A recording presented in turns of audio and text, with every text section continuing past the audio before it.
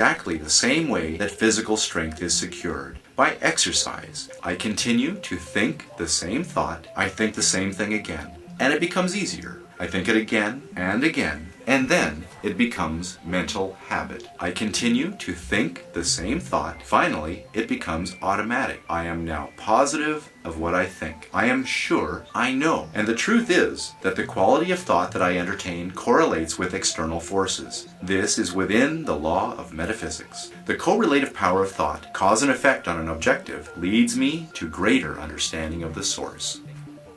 After studying carefully, I will see that every conceivable object, fact, or force is the result of mind in action. Mind in action is thought, and thought is creative. It is a creative aid, and the world is awarding its richest prizes to the thinkers. Matter is passive and inert. Mind is force, energy, and power. Mind shapes and controls matter. Every form that matter takes is pre-existing thought. Thought works towards transformation. It obeys natural laws. It sets in motion natural forces. It releases natural energies. It manifests in my conduct and action, and in turn reacts on my associates and my environment. I will originate thought, and as thoughts are creative, I will create the things I desire. My thought becomes thing. The subconscious mind will resolve any problem for me when I know how to direct it. The subconscious processes are always at work. I need to consciously direct the work. When I have a vision of the destination, I know that the mind invades every part of the physical body, and it always is capable of being directed or impressed by the authority from the objective, the more dominant portion of the mind. The mind that pervades the body is largely the result of heredity. That is, the result of all the environments of the past generations on the responsive and ever-moving life force. I can consciously use all the desirable characteristics that I've been provided, and I can repress and refuse to allow the undesirable ones to manifest. Again, this mind includes my physical body in more than the result of hereditary tendencies. It is the result of home, business, and social environment, where countless thousands of impressions, ideas, prejudices, and similar thoughts have been received. Much of this has been received from others, the result of opinions, suggestions, or statements, and much of it is the result of my own thinking. Most of it was accepted with little examination or consideration. The idea seemed plausible. The conscious received it, passed it to the subconscious, and it was taken up by the sympathetic system and passed on to be built into my physical body. The word became substance. This is the way I'm constantly creating and recreating myself. I am today the result of my past thinking. I shall be tomorrow what I am thinking today. The law of attraction is bringing me the things that I have created by my thought processes, consciously and unconsciously. How careful will I plan building my home? I'll study every detail. How will I choose the material and select only the best of everything? When it comes to building my mental home, this place is an infinitely more important place than my physical home. I will give greater attention. Everything that can possibly enter into my life depends on the character of the material entering into my mental home. What is the character of this material? I've seen that it is the result of the impressions that I have accumulated in the past and stored away in my subconscious mind. When I immediately replace negative thought and restore courageous thought, when I am optimistic and positive, my mind material is the best kind. I can weave any kind of thought material I want. I choose quality. I know that the texture is firm and the form is solid. These are the physiological facts. There is no theory or guesswork about these thinking processes. They are so plain that everyone can understand them. The thing to do is to have a mental house cleaning, and to have this house cleaning every day, and keep the house clean. Mental, moral, and physical cleanliness are absolutely necessary. When this mental house cleaning process has been completed, the material that is left will be suitable for making the kind of ideas or mental images that I desire to realize. There is a fine estate waiting. Its broad acres with abundant crops, running water and tall trees, stretching as far as the eye can see. There is a mansion, spacious and cheerful, with every comfort and luxury. All I have to do is state my claim, take possession, and take care of it. In the domain of mind and spirit, as in the domain of practical power, such an estate exists. I am the heir. I must assert my claim and use this rich inheritance. It will give me power over circumstances as one one benefit. In health, harmony, and prosperity, they are assets as well. I own poise and peace. The cost is the labor of study and harvesting its greatest resources. To gain this estate, 3 processes are necessary. I must genuinely desire, I must assert my claim, I must take possession. I am familiar with the subject of heredity. Darwin and other physical scientists have piled evidence mountain high that heredity is the law of progressive creation. It is progressive heredity that gives me strong attitude, power of motion, the organs of digestion, blood circulation, nerve force, muscular force, bone structure, and a host of other faculties on the physical side. There are even more impressive facts concerning heredity of mind force. All these constitute what may be called my human heredity. There is another heredity. It stands under all the researches. It is the fundamental force that decrees primal creation. It shines from the divine directly into every created being. It originates life that the physical sciences are working on now. It stands out amongst all forces supreme. This infinite life flows through me. Its doorways are the faculties that comprise my consciousness. To keep open these doors to the secret of power, it's worthwhile to make the effort.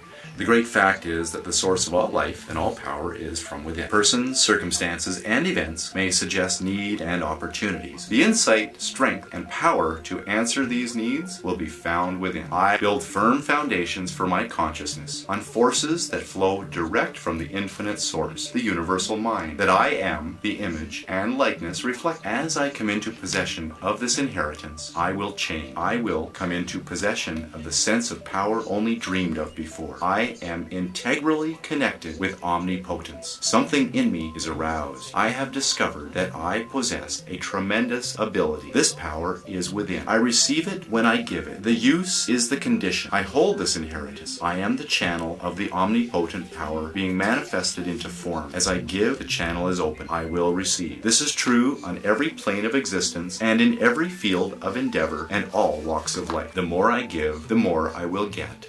The athlete who wishes to get strong must make use of their strength, and the more given, the more got. The entrepreneur who seeks to make money must use money by using money to get more. Energy is everything. The recognition of this fact depends on the ability to demonstrate all power, physical, emotional, mental, or spiritual. All possession is the result of a cumulative attitude of mind, or the prosperity consciousness. This is the magic wand that will enable me to receive the idea, and it will formulate plans for me to execute, and I will find as much pleasure in the execution as in the satisfaction of attainment and achievement.